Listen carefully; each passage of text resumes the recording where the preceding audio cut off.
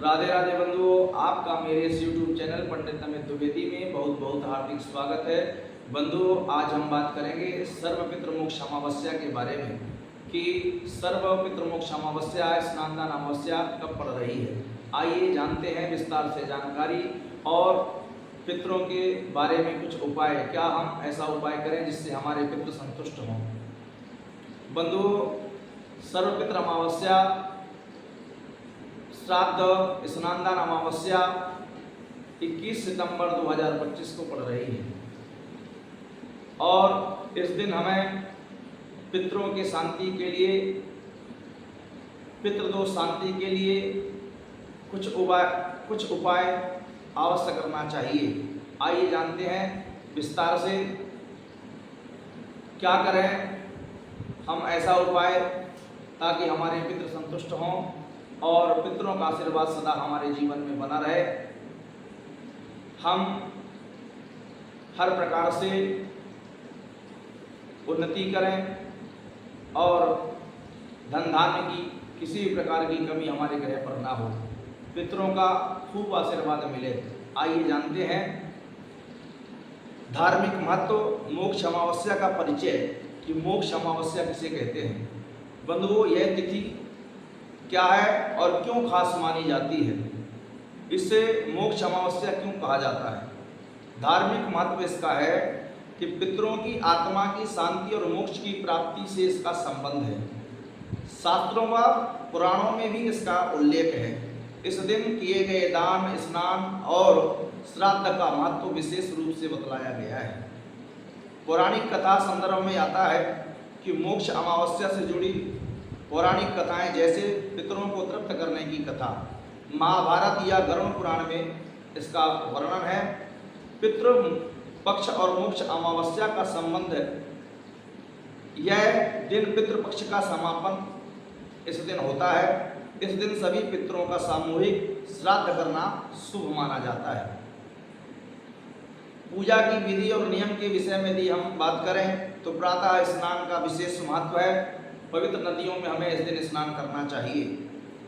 तिल कुश जल पिंडदान आदि विधि से पूजन करना चाहिए। ब्राह्मणों को भोजन कराना चाहिए। यथाशक्ति उपहार स्वरूप द्रव्य, वस्त्र इत्यादि दान करना चाहिए। इस दिन यदि हो सके तो सामर्थ्यता के अनुसार पितरों की शांति के लिए चांदी का दान अवश्य करना चाहिए। क्या करें और क्या ना करें, इस दिन पालन करने योग्य विशेष नियम, किन कार्यों से हमें बचना चाहिए, दान का महत्व, किस प्रकार का दान विशेष फलदायी होता है। अन्न, वस्त्र, गौ, स्वर्ण, चांदी आदि का दान करना चाहिए। मोक्ष अमावस्या पर किए गए दान का परिणाम अति उत्तम माना गया है। और यदि हम स्नान के बारे में बात करें तो इस दिन गंगा, नर्मदा, सरयू, गंडक जैसे पवित्र नदियों में स्नान का विशेष महत्व है। अगर घर पर स्नान करना हो तो उसमें कुछ बूंदें गंगा जल की अवश्य मिला लें और फिर स्नान करें। ज्योतिषी महत्व इस दिन अमावस्या का योग सूर्य चंद्र की स्थिति से होता है। इस दिन की ग्रह स्थिति और प्रभाव, और यदि हम शुभ समय की बात करें, तिथि कब से प्रारंभ हो रही है, कब इस तिथि का समापन हो रहा है, तो बंधुओं अमावस्या तिथि का रात्रि 12:16 से प्रारंभ हो रहा है और यह तिथि 22 तारीख को प्रातः 1:23 पर समापन हो रहा है। यदि तर्पण का विशेष मुहूर्त के बारे में हम बात करें तो कुतुब मुहूर्त है 11:50 से 12:38 तक दोपहर में। रोहिणी मुहूर्त 12:38 से लेकर के 1:27 बजे दोपहर तक, और अपराह्न की यदि हम बात करें तो 1:27 से 3:53 तक हम पिंडदान, तर्पण इत्यादि कर सकते हैं।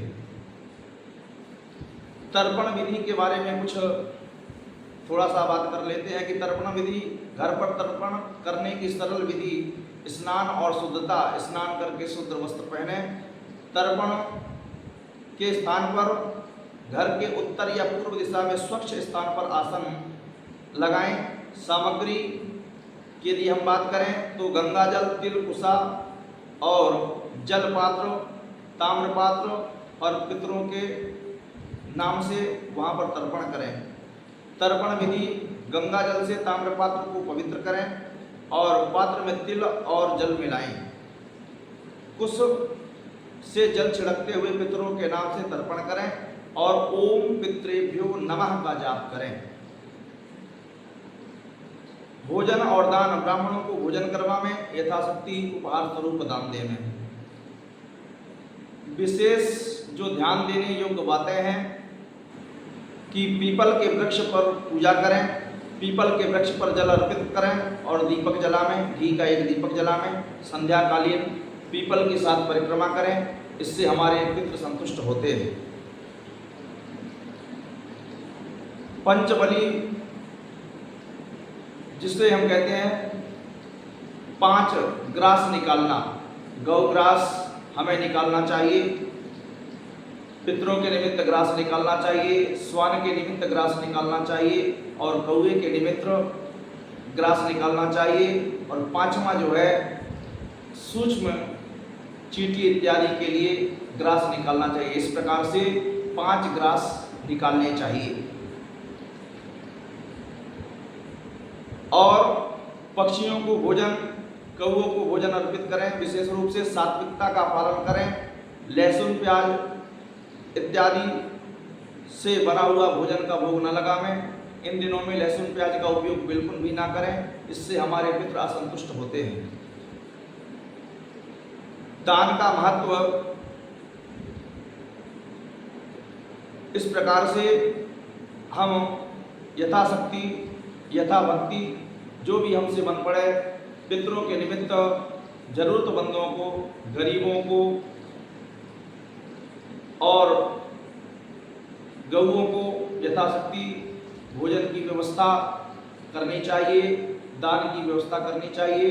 गौशालाओं में जाकर के हमें विशेष रूप से चारे इत्यादि की व्यवस्था करनी चाहिए। इस प्रकार से आप पितरों की शांति के लिए उपाय करें ताकि आपके पितृ प्रसन्न हो और पितरों का खूब आशीर्वाद मिले। पितरों के आशीर्वाद से आपकी खूब उन्नति हो, तरक्की हो, आप धन धान्य से परिपूर्ण रहें।